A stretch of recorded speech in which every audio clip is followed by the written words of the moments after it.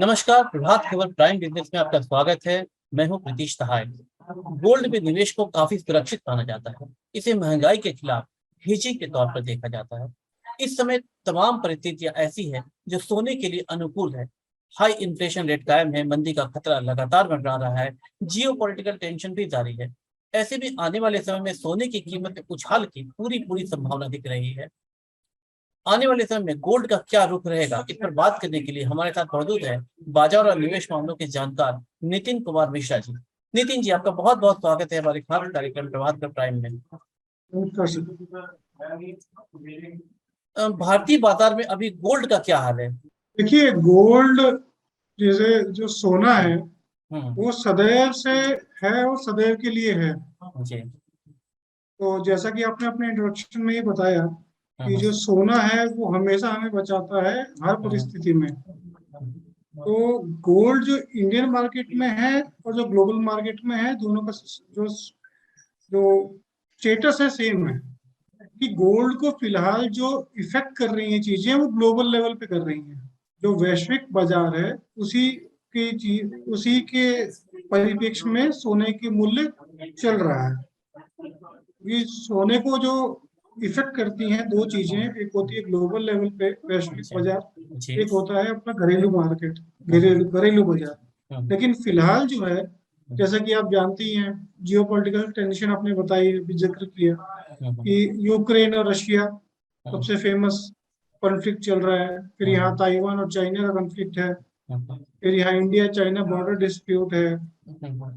और middle east में छोटे छोटे कॉन्फ्लिक्ट चल रहे हैं। ये सारे कॉन्फ्लिक्ट इकट्ठा करके एक एक वोलेटाइल सिचुएशन क्रिएट कर रहे हैं, जिसे कहते हैं कि असमंजस। मार्केट में असमंजस है कि हम किधर की तरफ जाएंगे, हम आगे बढ़ रहे हैं, हम रुके हुए हैं, कि हम पीछे की तरफ खींचे जा रहे हैं। तो इन चीजों को लेके सोने का दाम, आपने देखा होगा हाल फिलहाल में जब कोविड आया 2020 में, तो कोविड आने की वजह से सोने का दाम जो है 55,000 रुपए के आसपास चला गया।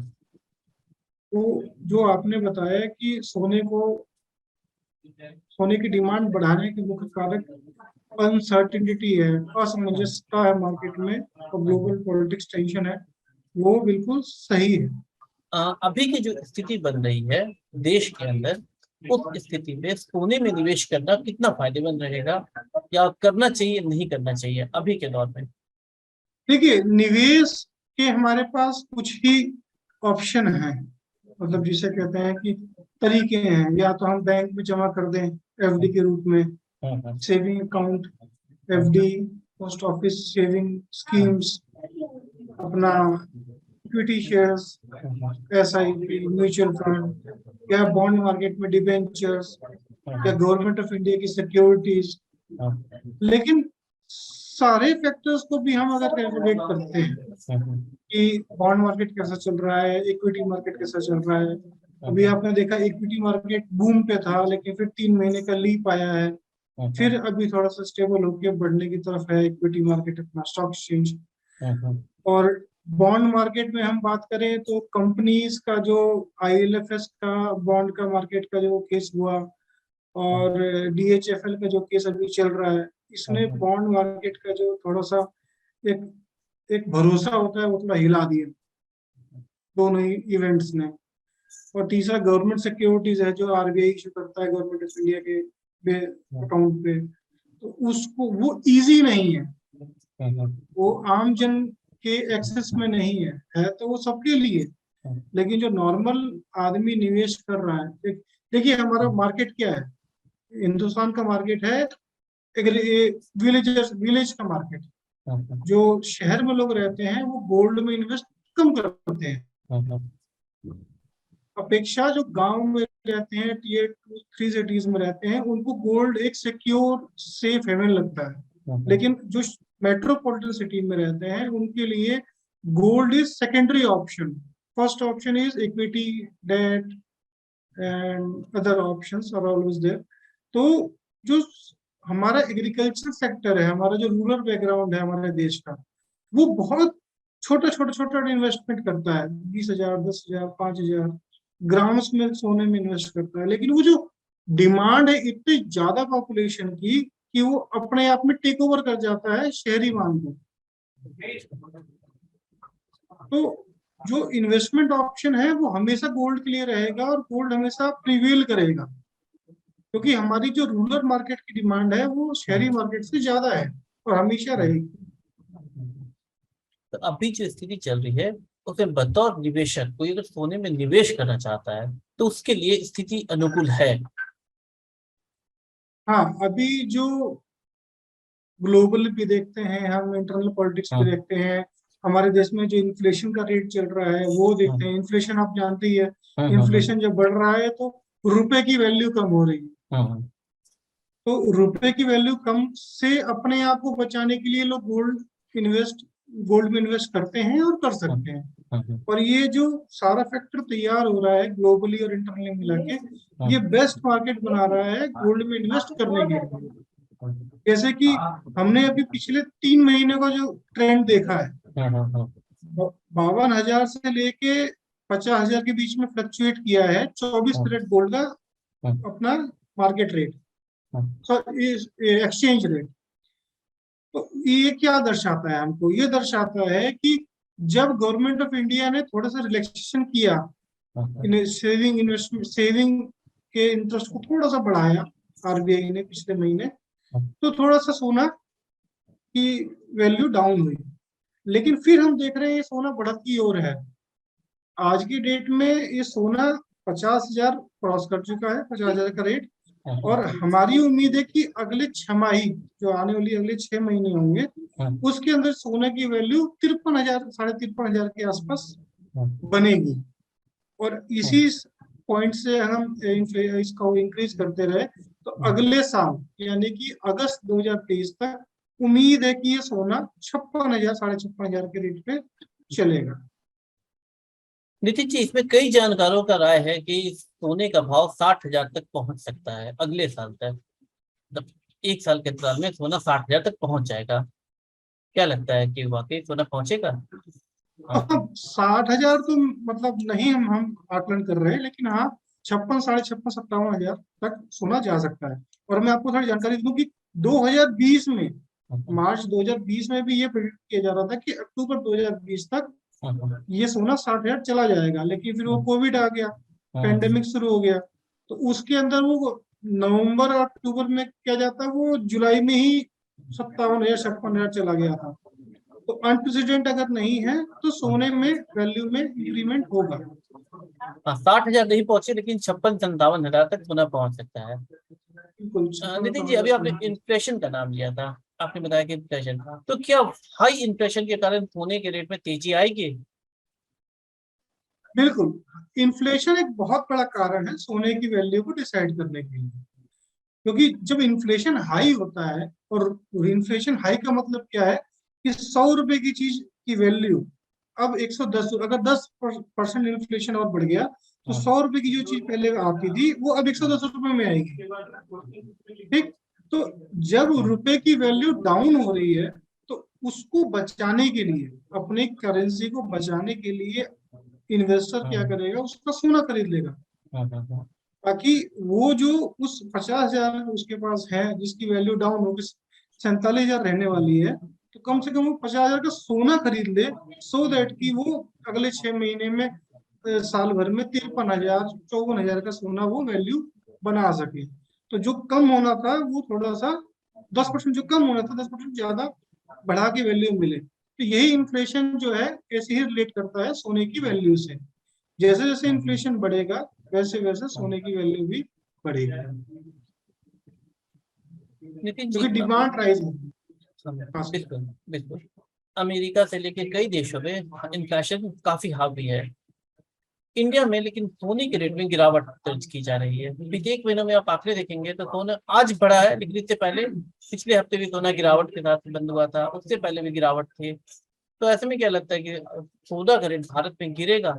देखिए, सोने का रेट जो है इस टाइम इंटरनली, अगर हम अपना घरेलू बाजार देखें तो दो चीजें जो है जो सोने को पकड़ के रखी हुई है। एक, रुपए की डिवैल्यूएशन।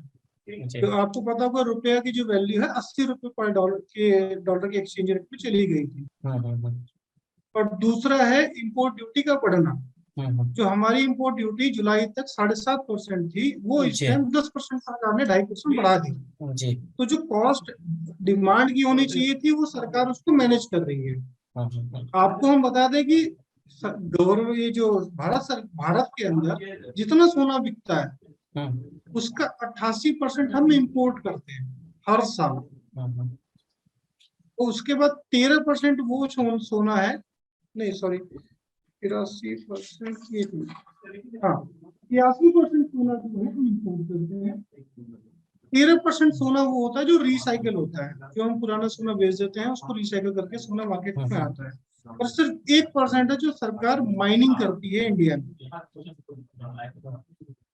तो 88-86% जो सोना है, 86% सोने के ऊपर इम्पोर्ट ड्यूटी पूरी अगर 2.5% एक्स्ट्रा हो जा रही है और रुपए की वैल्यू डाउन हो रही है, तो सोना जो है वो बहुत ज्यादा नहीं गिरेगा, बहुत ज्यादा नहीं बढ़ेगा, तो स्टेबल रहेगा उसे वैसे कंडीशन में। थोड़ा स्टेबल रहेगा। हाँ, उतना वोलेटाइल मार्केट में नहीं रहेगा वो। लेकिन अभी सोना की वैल्यू गिरी है क्योंकि शादी का सीजन भी नहीं है, जो हम लोग के यहाँ होता है हमारे अपने घरेलू बाजार में।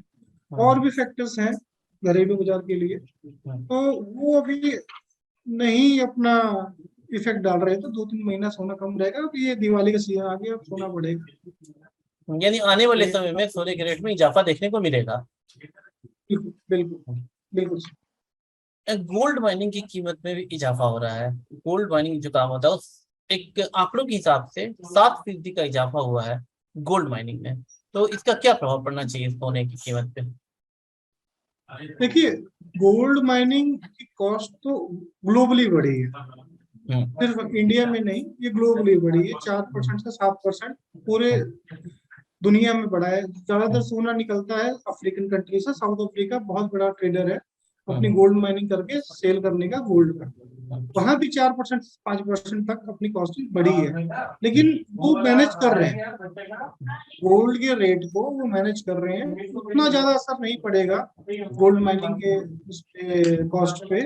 कि कॉस्ट और उसके बाद अदर फैक्टर्स मिला के जब फाइनल प्रोडक्ट तैयार होता है, तो वो है कि इतना इफेक्ट नहीं पड़ेगा, बहुत ज्यादा नहीं पड़ेगा।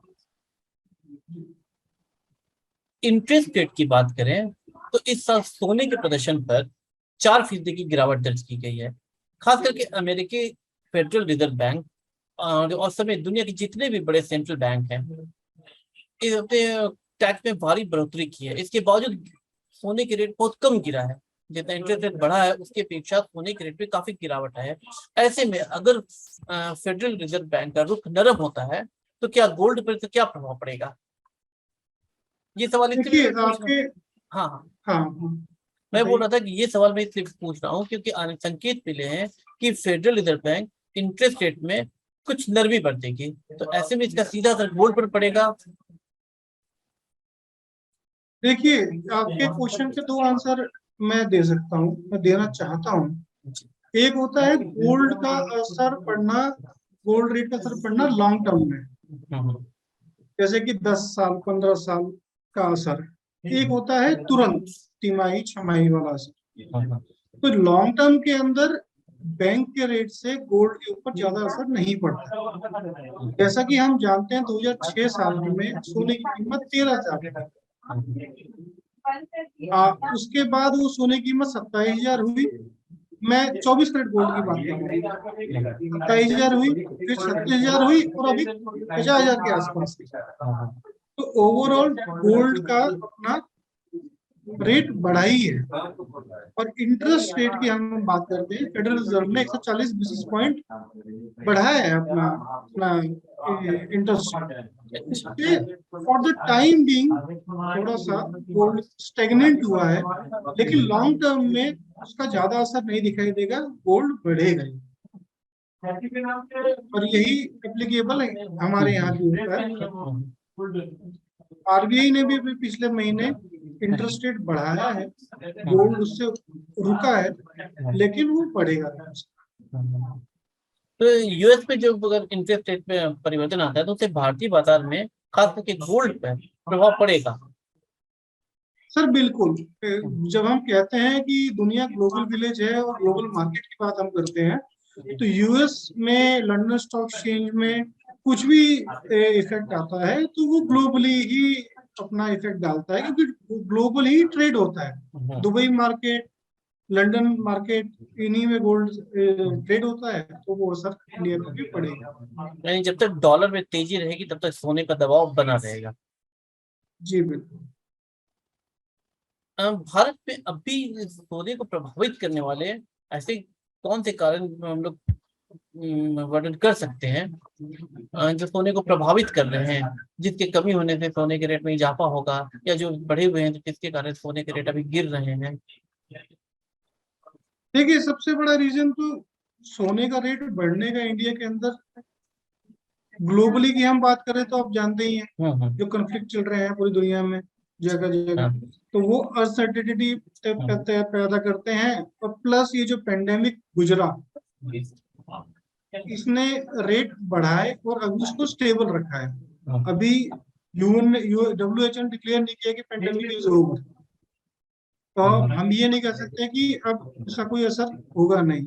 अभी भी कुछ कुछ जगह दुनिया में है जहां जहां लॉकडाउन चल रहा है, या फिर आंशिक लगाते हैं उसको, फिर वो कर लेते हैं।